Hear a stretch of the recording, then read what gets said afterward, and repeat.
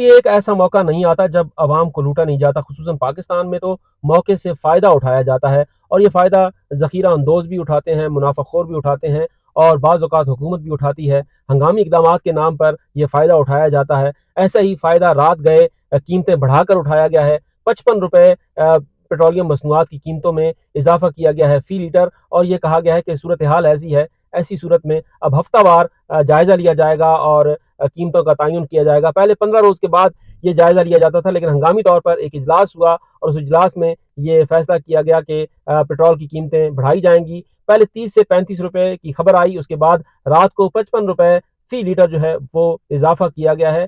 अरबों रुपए जो हैं वो आवाम से लिए गए हैं, उनकी जेबों पर डाका डाला गया है। जी हाँ, ये वो पेट्रोल है जो 1 महीना पहले हुकूमत खरीद चुकी थी और कंपनीज को दे चुकी थी। कंपनीज के जरिए हुकूमत ने भी फायदा उठाया है और कंपनीज ने भी फायदा उठाया है, क्योंकि उनके पास ऑलरेडी ये स्टॉक मौजूद था। या तो हुकूमत नया पेट्रोल लेती और फिर कहती कि जो है इसकी कीमत बढ़ गई है, कशीदगी की सूरत हाल है, इस वजह से ये पेट्रोल महंगा मिल रहा है और मुख्तलिफ ज़राए से पेट्रोल आ रहा है, तो इस वजह से ये पेट्रोल की कीमत बढ़ाई गई है। लेकिन अफसोस की बात है कि खुद हुकूमत ये कह रही थी कि हमारे पास 28 दिन का जो स्टॉक है वो मौजूद है। बाज़ ज़राए ये कह रहे थे कि 14 दिन का स्टॉक मौजूद है, लेकिन एक पूरा माहौल बनाया गया।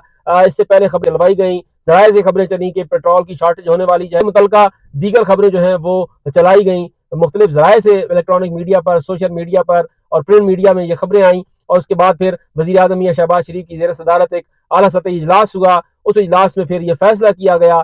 जैसे ही तारीख तब्दील हुई तो उसके साथ पेट्रोलियम मसनूआत की कीमतों के रेट्स भी तब्दील हो गए। फ़ी लीटर 55 रुपए इजाफा कर दिया गया, और लोगों पर जो पहले ही महंगाई से तंग हैं, जो पहले ही बेरोजगारी से तंग हैं, जो पहले ही मुख्तलिफ किस्म के मसाइल का शिकार हैं, उनके ऊपर एक और रात गए जो है ये हमला किया गया है। ये बिल्कुल हमला है, ये अवाम के ऊपर हमला है कि अभी आपने इंटरनेशनल मार्केट से पेट्रोल नहीं खरीदा, जो आपने पेट्रोलियम मसनूआत खरीदी हैं वो 1 महीना पहले की खरीदी गई हैं, लेकिन जो लोगों से पैसे वसूल किए जा रहे हैं वो मौजूदा सूरत हाल को देखकर जो है वो लोगों से पैसे वसूल किए जा रहे हैं। तो ये एक बहुत बड़ी ज्यादती है। फिर हुकूमत कहती है कि हम पर लोग एतमाद नहीं करते, तो लोग कैसे एतमाद करें जब आप खुद ही राह दिखाते हैं कि इस तरह से मुनाफा कमाया जा सकता है। तो फिर ज़ख़ीरा अंदोजों से क्या गिला, तो फिर मुनाफाखोरों से क्या गिला, तो फिर दीगर माफियात से क्या गिला कि जब हुकूमत ही मौके से फायदा उठाती है और इस तरह से रात गए लोगों के जेबों पर डाका डाला जाता है और फ़ी लीटर पर इतने पैसे रख दिए जाते हैं।